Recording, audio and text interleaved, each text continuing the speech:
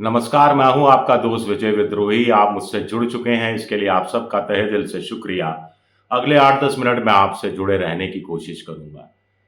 तो आखिर राजस्थान में बीजेपी के नए प्रभारी डॉक्टर राधा मोहन दास अग्रवाल कांग्रेस के नेता सचिन पायलट से डायरेक्ट पंगा क्यों ले रहे हैं? अब डॉक्टर राधा मोहन दास अग्रवाल प्रभारी हैं, तो कांग्रेस के प्रभारी से पंगा लें। कांग्रेस का प्रभारी अगर नहीं है तो प्रदेश अध्यक्ष डोटासरा से पंगा ले, या फिर टीकाराम जूली जो लीडर ऑफ ऑपोजिशन है उनसे पंगा ले। राजस्थान के हिसाब से देखा जाए तो सचिन पायलट से पंगा लेने की क्या जरूरत महसूस हो रही है डॉक्टर अग्रवाल को। मजे की बात है कि एक तरफ पंगा ले रहे हैं और दूसरी तरफ कह रहे हैं कि सचिन पायलट का समय खत्म हो गया है। भाई, जिस शख्स का समय खत्म हो गया है उससे पंगा लेकर अपना समय क्यों बर्बाद कर रहे हैं? इससे अच्छा तो राजेंद्र राठौड़ का प्रकरण को निपटारा कीजिए। इससे अच्छा डॉक्टर किरोड़ी लाल मीणा को मनाने की कोशिश कीजिए, उनका इस्तीफा नामंजूर कराइए, मंत्री पद दिलवाइए। इससे अच्छा तो महारानी को खुश करने की कोशिश की जाए, वहां पर लगाया जाए। क्यों वक्त बर्बाद हो रहा है एक ऐसे वक्त शख्स के लिए जिसका वक्त खत्म हो चुका है? ये अपने आप में बड़ा सवाल उठता है। अग्रवाल साहब कह रहे हैं विरोधियों को कमजोर नहीं कहें तो क्या दारा सिंह कहें, गामा पहलवान कहें। बिल्कुल सही बात है, विरोधियों को दारा सिंह नहीं कहना चाहिए। लेकिन दूसरी बात है कि विरोधी कमजोर हो गए हैं क्या? क्या कांग्रेस कमजोर हो गई है क्या? विधानसभा चुनाव में 70 सीटें, लोकसभा चुनाव में 25 में से 14 सीटें बीजेपी, 11 सीटें कांग्रेस, 11 सीटें कांग्रेस, और कमजोर हो गई। और बीजेपी 25 की 25 सीटें जीतने वाली बीजेपी जो दारा सिंह हुआ करती थी, वो 14 सीटों के बाद भी दारा सिंह बनी हुई है। यह बड़ी दिलचस्प बात है। अब समय खत्म हो गया है सचिन पायलट का, यानी सचिन पायलट का राजनीतिक वजूद खत्म हो गया है, यानी कांग्रेस रसातल में चली गई है। अगर आपका सियासी दुश्मन रसातल में चला गया है तो उसका जिक्र करके उसको जिंदा करने की क्या जरूरत है? उसकी पब्लिसिटी करने की क्या जरूरत है? उसके बारे में बात करने की क्या जरूरत है? कहानी यहीं आकर फंसती है। अग्रवाल साहब को दरअसल बहुत तकलीफ है, अंदर अंदर मुझे लगता है अग्रवाल साहब को तकलीफ है कि कांग्रेस एकजुट है। राहुल गांधी का असर हो, लोकसभा चुनाव में जीत का असर हो, सचिन पायलट की भूमिका का असर हो, टीकाराम जूली हो या फिर डोटासरा हो, वो कोलैबोरेशन में मिलकर काम कर रहे हैं उसका असर हो, वो कहीं ना कहीं एकजुट नजर आती है। कांग्रेस और 6 विधानसभा उपचुनाव की भी बड़ी जोर शोर से कांग्रेस तैयारियां कर रही है अपने सहयोगी धड़ों के साथ। तो क्या ये तकलीफ है? दूसरी तकलीफ शायद राधा मोहन अग्रवाल साहब को यह है कि वसुंधरा राजे की इतनी तारीफ कर दी फिर भी वो बर्फ नहीं पिघल रही है। किरोड़ी लाल मीणा को मनाने की इतनी कोशिश हो गई, फिर भी ना तो वो इस्तीफा वापस ले रहे हैं और ना ही मंत्री का कामकाज संभाल रहे हैं। तकलीफ यह है कि राजेंद्र राठौड़ को भी काबू में नहीं ला पा रहे हैं। राजेंद्र राठौड़ अब राजपूत वोट बैंक का सहारा लेने लगे हैं, जो बड़ी भारी चुनौती हो सकती है। राठौड़ कह रहे हैं पहले 60-62 साल विधायक हुआ करते थे राजपूतों की, अब संख्या 1/3 20-22 रह गई है। ये क्या चक्कर है? इस बहाने जो राजनीतिक मैसेज भेजने की कोशिश कर रहे हैं वो क्या तकलीफ बढ़ा रही है डॉक्टर राधा मोहन दास अग्रवाल की?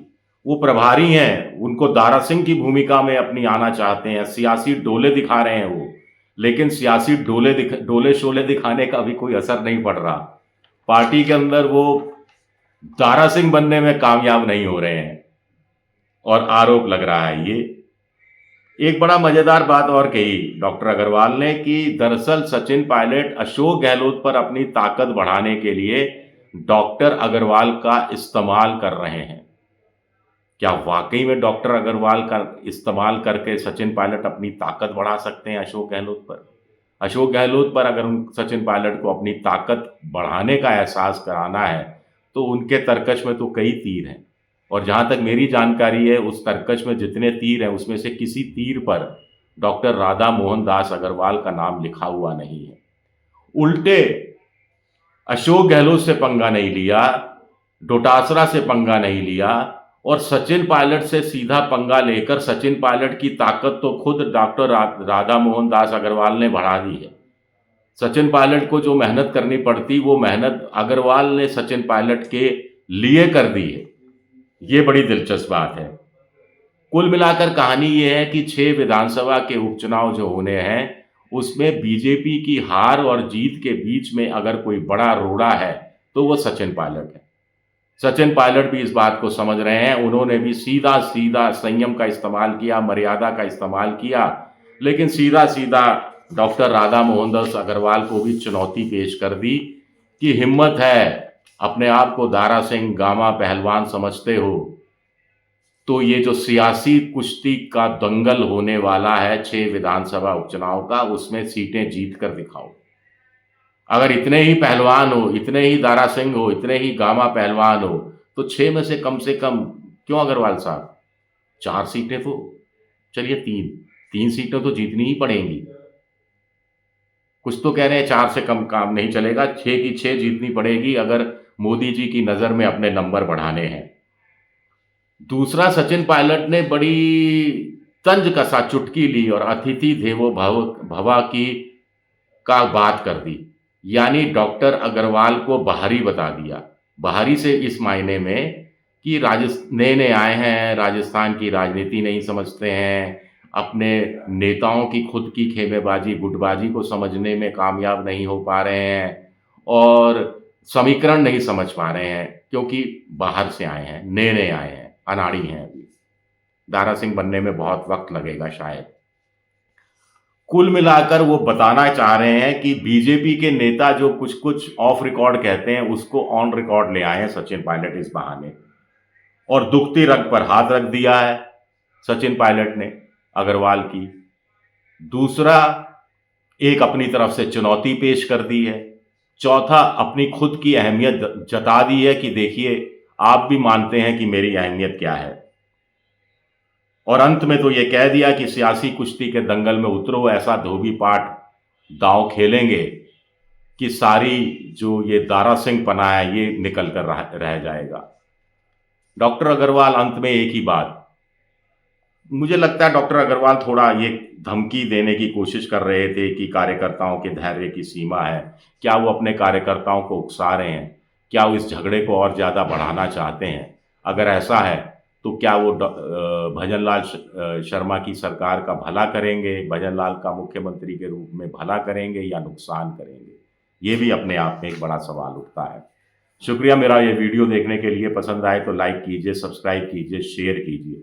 शुक्रिया, बहुत बहुत शुक्रिया।